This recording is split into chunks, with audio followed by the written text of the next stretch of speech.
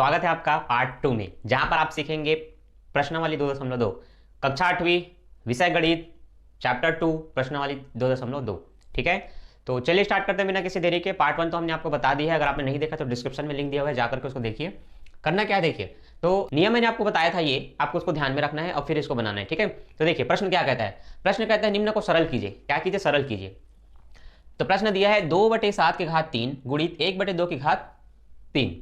करना क्या है, प्रश्न को आप एज इट इज उतारेंगे तब आपको ध्यान देना है इस तरफ वाली संख्या को पलटना है। ठीक है, तो 2 ऊपर आएगा और एक नीचे जाएगा, तो नीचे में एक रहता है, लिखने का सकता नहीं है, तो हमने पलटा तो सिर्फ 2 लिखा, तो 2 ऊपर और एक नीचे, नीचे में एक रहता है इसलिए नहीं लिखेंगे। ठीक, जैसे आपने संख्या को पलटा, तो जब आप संख्या को पलटेंगे तो घात का चिन्ह बदल जाता है इस नियम के तहत। ठीक है, देखिए बी को मैंने ऊपर लाया, ए को नीचे, तो जो प्लस एम था वो माइनस एम हुआ। उसी प्रकार जो प्लस 3 था वो क्या हो गया? -3 हो गया। ठीक, अब घात 3 दोनों के लिए है तो दोनों में लगा देंगे, इनके बीच में गुणा का चिन्ह है, गुणा 2 की घात -3, दोनों में 2 है, एक बार 2 लिखेंगे, 3 में 3 घटेगा, तो यहाँ 3 में 3 घटेगा तो शून्य आएगा, और जिसका भी घात शून्य है, नियम ये एफ, उसका आंसर लेना है 1, इसलिए ऊपर में आएगा 1। 7 को आप 3 बार गुणा करेंगे क्योंकि घात 3 है, तो 3 बार गुणा करने से क्या आएगा? 343, 7 7 49, 49 7 343, ये आपका पहला आंसर। ठीक है, ओके। दूसरा प्रश्न क्या है? दूसरा प्रश्न है 4/5 की घात 4 और 5/4 की घात 2। यहां पर हम किसी एक को पलटेंगे, तो मैंने इसको पलटा 4 ऊपर 5 नीचे, तो +2 क्या हो गया? -2, उसका घात क्या है? माइनस हो गया। दोनों में 4/5 दिखा तो आपको एक बार लिखना है। अब 4 में 2 घटेगा तो कितना बचेगा? 2 बचेगा। 4 को 2 बार गुणा करेंगे, 4 चौक 16, 5 को 2 बार गुणा करेंगे, 5 5 25। क्लियर है? समझ में आ गया? ओके।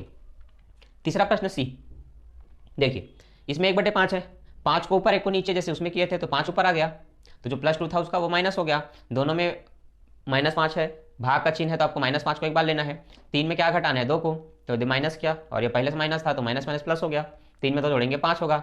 अब -5 को 5 बार गुणा करना है, तो 5 पंचे 25, 25 पंचे 125, 125 पंचे 625, 625 पंचे 3125, आ गया आपका आंसर। ठीक, तो ये रहे आपके प्रश्न प्रश्नावली 2.1 के, जो था निम्न को सरल कीजिए। अब इसमें और क्या टफ है? अब इसमें कुछ नहीं है। अब जो प्रश्न दूसरा स्टार्ट होगा उसमें क्या कहा गया है? उसमें कहा गया है कि घात के रूप में व्यक्त कीजिए। किस रूप में? घात के रूप में। बटे में प्रश्न दी हुई होती है, आप एग्जांपल समझिए। मैंने दिया 4/9, मैंने क्या दिया? 4/9, मैं बोल रहा हूँ घात के रूप में लिखिए। तो आपको वहीं से 10 तक अगर वर्गमूल याद होगा तो पता होगा 4 का वर्गमूल क्या है? 2 है। ठीक है, एग्जाम्पल के लिए आप 4 का लघुत्तम निकालेंगे तो 2 दूनी 4, 2 कितनी बार आया? 2 बार, तो 2 की घात 2। 9 का निकालेंगे तो 9 कितनी बार आएगा? 3 × 9, 3 2 बार आया, तो 3 की घात 2। घात के रूप में लिखना था, ये इनका घात रूप है। दोनों में सेम घात दिखेगा तो उसको एक बार ब्रैकेट के बाहर लिख दीजिए, और जो भी संख्याएं हैं उनको अंदर में लिख दीजिए। तो 2/3 नीचे ब्रैकेट में रहेगा, दोनों का 2 कॉमन निकाल के बाहर में एक बार लिख दिए।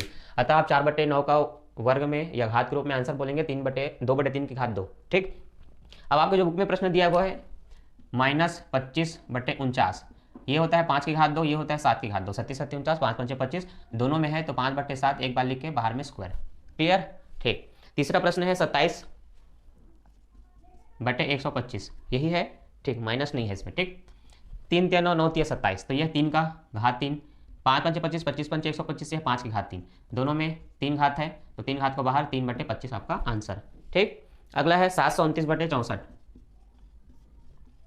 ठीक है, 729/64, तो आप इसको या तो लिख सकते हैं 27 को 2 बार गुणा करने से आएगा और 64 आता है, 8 8 64, तो आप ऐसा भी लिख सकते हैं। ठीक, अगर ऐसा लिखना नहीं चाहेंगे तो आप कर सकते हैं 3 3 9। ठीक है, 3 3 9 9 3 27, 27 3 81, तो एक एक करके आप तोड़ के बहुत बड़ा आंसर भी लिख सकते हैं। डिपेंड करता है आपके उत्तरमाला में क्या आंसर दिया है। ठीक है, तो आप लघुत्तम निकालेंगे, जिसका इसका जितना इसका गुणनखंड होगा, जितना इसका होगा, दोनों को आप वर्ग के रूप में लिख सकते हैं। तो ये रहे आपके दूसरे प्रश्न के सोल्यूशन। तीसरा प्रश्न है सिद्ध कीजिए। सिद्ध करना है कि अगर हम एक पक्ष को सॉल्व करेंगे तो राइट हैंड साइड में शून्य आना चाहिए। क्या आना चाहिए? शून्य। 5/7 और 7/5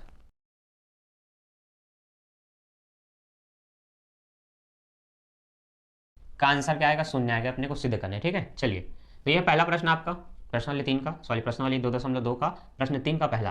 तो यहाँ पर आप क्या करेंगे? किसी एक को पलटेंगे, दोनों में ही एक एक करके सॉल्व किए थे, वैसे ही पर 2 दे दिया है। तो देखिए 5/7 में एज इट इज रख रहा हूँ, इसमें कोई परिवर्तन नहीं, पर इसको पलटूंगा, इसका 5 ऊपर, इसके 7 को नीचे, तो जो +7 है उसकी घात क्या हो जाएगा? माइनस। सेम 3/19 को ऐसे ही रखिए, इसको 3 ऊपर लाइए और इसका 19 नीचे लाइए, और जो प्लस घात है उसका 2 वो क्या हो जाएगा? माइनस हो जाएगा। ठीक है, 5/7 आपको एक बार लिखना है, 7 - 7 लिखेंगे। 3/19 आपको एक बार लिखना है, 2 - 2 लिखेंगे, तो 5/7 की घात 0, 3/19 की घात 0। ठीक है। अब जिसका भी घात शून्य आए हमें पता है उसका आंसर हमें 1 लेना है। क्या लेना है भाई? 1। इसलिए इसका भी 1 होगा, इसका भी 1 होगा, 1 से 1 घटेगा, शून्य आएगा, जो शून्य लाना था वो आ गया। अतः हम कहेंगे लेफ्ट हैंड साइड बराबर है राइट हैंड साइड के, या आप कह सकते हैं इति सिद्धम। ठीक, समझ में आया? बहुत सिंपल था। ठीक, नेक्स्ट प्रश्न क्या है? p बटे क्यू की घात m और गुणित p बटे क्यू की घात m, फिर से है, फिर क्या है भाई? फिर है q बटे p, इसकी घात भी m है, बराबर आएगा q बटे p माइनस m।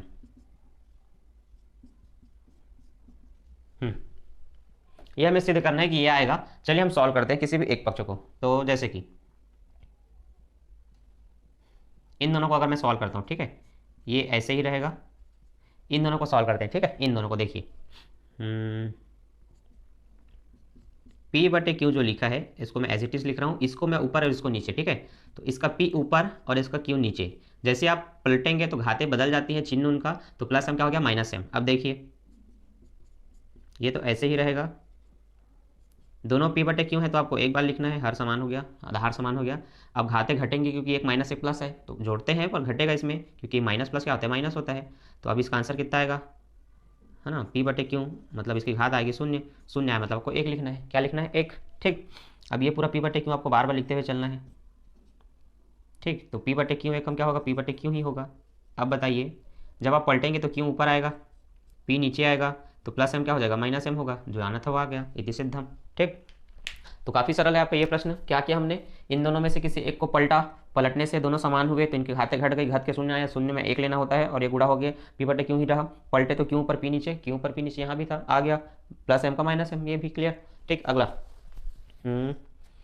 25 बटे 16 की घात माइनस 4 है, ठीक है। तीसरा प्रश्न निहायत ही सरल है, 25 बटे 16। अब जिन बच्चों को ये समझ में आ गया उनसे बन जाएगा। चलिए मेरे से पहले आप बना लीजिए, अगर पेन कॉपी लेके बैठे हैं तो। आपको सिर्फ पलटना है इसको, 16 ऊपर आएगा, 25 नीचे जाएगा, तो माइनस 4 क्या हो जाएगा? प्लस 4। आपको फार्मूला लिख देना है यहाँ पर, क्या कि a बटे बी की घात अगर माइनस m है तो पलटने से b बटे a क्या हो जाएगा? प्लस m हो जाएगा। बस इतनी सी बात है। प्रश्नावली 2 का 2 और मेन प्रश्न खत्म। अब आपको क्या करना है? सत्य सत्य बताना है, ठीक है।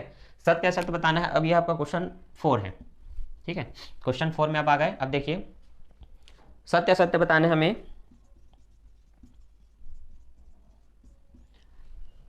तो पहला क्वेश्चन है -5 बटे 4 की घात 65 उस तरफ दिया है, क्या वो सही है कि गलत है हमें बताना है।